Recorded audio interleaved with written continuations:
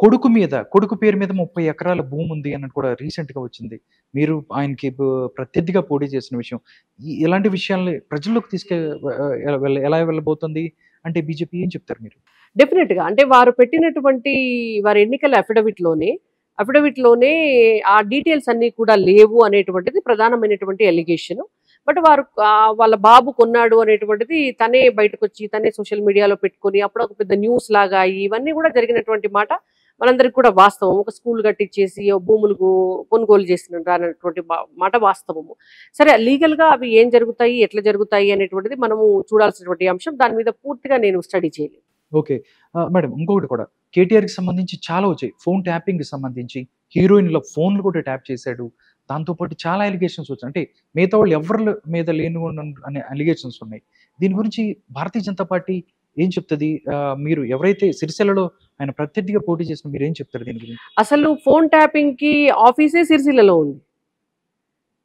తీగ లాగితే డొంక కదిలినట్టు సిరిసిల్ల నుంచే కదా ప్రవీణ్ రావుది స్టార్ట్ అయింది. అక్కడి నుంచే స్టార్ట్ అయింది. అక్కడ అపాయింట్ అయినటువంటి ఆఫీసరు సిరిసిల్లలో పెట్టినటువంటి సెంటరు, అక్కడనే సిస్టమ్స్ అన్నిటినీ కూడా అధికారం కోల్పోగానే పగలగొట్టేసి బయట కాలువలలో పడేయటము అక్కడి నుంచే మొదలైంది.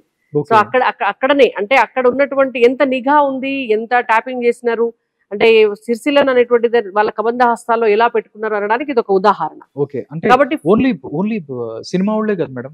అంటే రియల్ ఎస్టేట్ వ్యాపారులు అవ్వచ్చు, మిగతా వాళ్ళందరిని కూడా ఫోన్లు ట్యాప్ చేసి వినటం నిజంగా ఇది ఒక వికృత శాస్త్రం అనుకో. వాస్తవం. అందరి ఫోన్లు ట్యాప్ చేసినారు వాళ్ళు. రాజకీయ పార్టీ నాయకులు, వ్యాపారస్తులు, సినిమా రంగానికి సంబంధించినటువంటి వాళ్ళు, సెలబ్రిటీలు, రియల్ ఎస్టేట్ వ్యాపారం చేసే వాళ్ళు, డబ్బులున్నటువంటి వాళ్ళు, సమాజంలో పేరు ప్రతిష్టలు ఉన్నటువంటి వాళ్ళందరి ఫోన్లు ట్యాప్ చేసి ఎక్కడన్నా వాళ్ళ లూప్ హోల్స్ దొరికితే బ్లాక్మెయిల్ చేసి వాళ్ళ దగ్గర నుంచి డబ్బు గుంజాలనేటువంటి ఉద్దేశము, రకరకాలుగా వాళ్ళను ఉపయోగించుకోవాలనేటువంటి ఉద్దేశంతో ఎదుటి వ్యక్తి ప్రైవసీని దోపిడీ చేసినటువంటిది అది చాలా పెద్ద నేరం. ఫోన్ ట్యాపింగ్ అనేటువంటిది పెద్ద నేరం.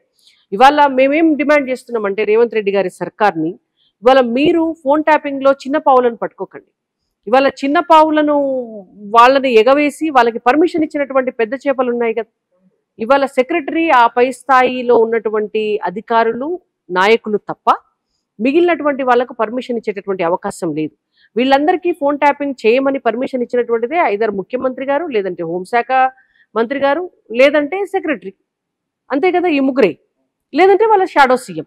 అంటే కేసీఆర్ గారు మొన్న ఒక ఇంటర్వ్యూ చెప్పారు, ఏందో ఇది చేస్తే నేను ఎవరిని సీఎంని చేస్తే పోలీసు వాళ్ళు ట్యాపింగ్ చేసుకుంటారు, దానికి నాకు సంబంధం ఏంటని మాట్లాడుతున్నారు. పోలీసు వాళ్ళకు అంటే పోలీసు వాళ్ళు ఇష్టం వచ్చినట్టుగా ట్యాపింగ్ చేస్తే మీ దృష్టిలో లేకుండా ఉంది అంటే మీరు సక్రమంగా పరిపాలించినట్టే కదా లెక్క.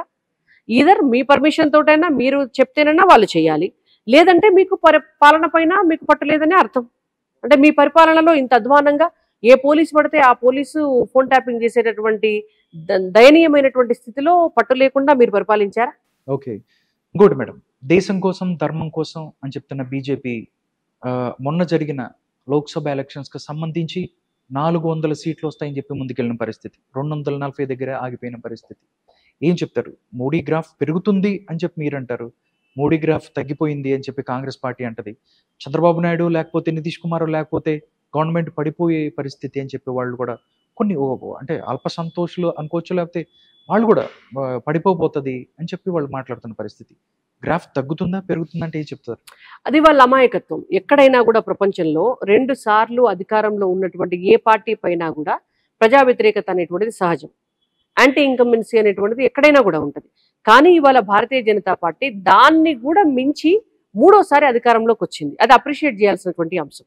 మీరు 2 సార్లు మేము అధికారంలో ఉండి 10 ఏళ్ల పాటు మేము అధికారంలో ఉన్న తర్వాత కూడా ప్రధాన ప్రతిపక్షంగా ఉన్నటువంటి కాంగ్రెస్ పార్టీ, రాహుల్ గాంధీ గారు భారత్ జోడో యాత్ర అని చెప్పి మొత్తం దేశమంతా తిరుగుతూ, బీజేపీ వస్తే రాజ్యాంగాన్ని మారుస్తుంది అని బెదిరిస్తూ, బీజేపీ వస్తే ముస్లింలను బతకనివ్వదు అని చెప్పి బెదిరిస్తూ, మీరు ప్రజల్లో లేనిపోని మత, కుల వైషమ్యాలు, ప్రాంత వైషమ్యాలను రెచ్చగొడుతూ, మీరు అనేక రకాలైనటువంటి నిందలు బీజేపీ పైన వేస్తూ తిరిగి కూడా 100 సీట్లు తెచ్చుకోలేదు. 100 సీట్లు తెచ్చుకోలేదు. ఇవాళ కాంగ్రెస్ పార్టీకి బీజేపీ అనేటువంటి అర్హత ఎక్కడిది? మీరు మీ మీద పోరాడుతుంటే ఈడీల్ని, సిబిఐల్ని బుసుకొల్పుతున్నారు. పక్క రాష్ట్రంలో అంటే మీరు ఉత్తరాది రాష్ట్రాల్లో ఎంత గొప్పగా ఉన్నప్పటికీ సౌత్లోకి ఎంటర్ అవ్వాలని బీజేపీ ట్రై చేస్తుంది. కానీ తమిళనాడు అంటే రాష్ట్రంలో ఒక్క సీటు కూడా ఇవ్వని పరిస్థితి అని చెప్పి మాట్లాడడం కారణం ఏమంటారు? అంటే సమయం పడుతుంది. ఇప్పుడు మీకు తెలంగాణ రాష్ట్రంలో కూడా చూడండి 2018 అసెంబ్లీ ఎన్నికల్లో మాకు వచ్చిన సీట్ ఒకటి, అసెంబ్లీ సీట్ ఒకటే, వచ్చిన ఓటు పర్సంటేజ్ 7. 6 నెలలు తిరిగేసరికి 19 ఎంపీ ఎలక్షన్స్ లో మాకు వచ్చిన సీట్లు 4 ఎంపీలు, అప్పుడు వచ్చిన ఓటు పర్సంటేజ్ 23. ఇవాళ 2023 అసెంబ్లీ ఎన్నికలు వచ్చేసరికి మాకు 1 నుంచి మాకు వచ్చిన అసెంబ్లీ సీట్లు 8, వచ్చిన ఓటు పర్సంటేజ్ 14. ఇవాళ 2024 ఎంపీ సీట్లకు వచ్చేసరికి మాకు వచ్చిన సీట్లు 8, వచ్చిన ఓటు పర్సంటేజ్ 35. అంటే డ్రాస్టిక్ చేంజ్ కనిపిస్తుంది, మీకు గ్రోత్ కనిపిస్తుంది.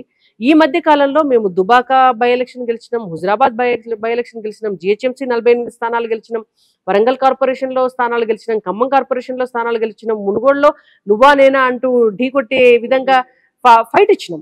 మేము అంత మునుగోడు లాంటి కమ్యూనిస్ట్ కాంగ్రెస్ బెల్ట్ లో కూడా కమలం పువ్వు గుర్తు మీద దాదాపు 90,000 ఓట్లు మేము తెచ్చుకోగలిగినాం. Teachers MLC గెలిచినాం. కాబట్టి నేనేమంటున్నా అంటే ఇవన్నీ కూడా భారతీయ జనతా పార్టీ సౌత్ లో పాగా వేస్తుందనడానికి నిదర్శనం. ఏపీలో మేము మొన్న గెలిచినటువంటి 3 ఎంపీలు కావచ్చు, మొన్న గెలిచినటువంటి అసెంబ్లీ స్థానాలు కావచ్చు, పొత్తులో ఏర్పడ్డటువంటి మా ప్రభుత్వం కావచ్చు, అదొక నిదర్శనం.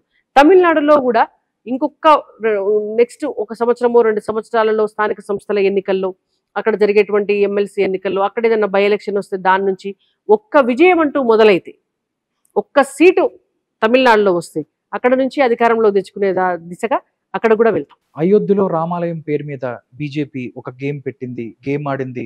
కానీ అయోధ్య ఉన్న ఏదైతే ఆ నియోజకవర్గంలోనే బీజేపీ ఓడిపోయిన పరిస్థితి అంటే ఏం చెప్తారు మీరు?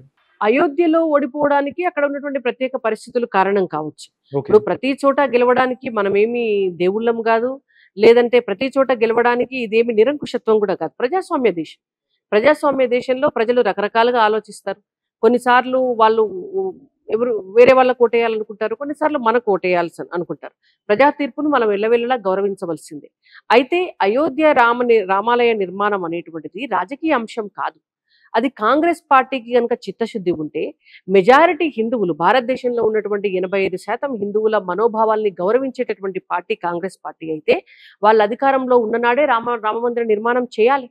కానీ వాళ్ళకి చేత కాలేదు. ఇవాళ భారతీయ జనతా పార్టీ అధికారంలోకి వచ్చినటువంటి 2వ టర్ములోనే ఒక కీలకమైనటువంటి నిర్ణయాన్ని ఒక్క గొడవ లేకుండా, ఒక్క హత్య లేకుండా, ఒక్క ఆత్మహత్య లేకుండా, ఒక్క విమర్శ లేకుండా సుప్రీంకోర్టు ద్వారా చాలా చాకచక్యంగా, తెలివిగా దాన్ని ఒక తీర్పు వచ్చేదాకా వెయిట్ చేసి ఇవాళ ఒక ఆలయ నిర్మాణం అనేటువంటి దాన్ని చేసి దేశంలో ఉన్నటువంటి 85% ఆఫ్ హిందూ ప్రజలందరూ కూడా సంతోషపడేలాగా, మా దేవుడికి ఒక గుడి వచ్చింది, మా దేవుడికి ఒక ఇల్లు కట్టారు అని ఆనందించే విధంగా చేసినటువంటి పార్టీ భారతీయ జనతా పార్టీ. చేయకూడదా? అంటే చేయొచ్చు. నేను ఒకటే చెప్తున్నాను,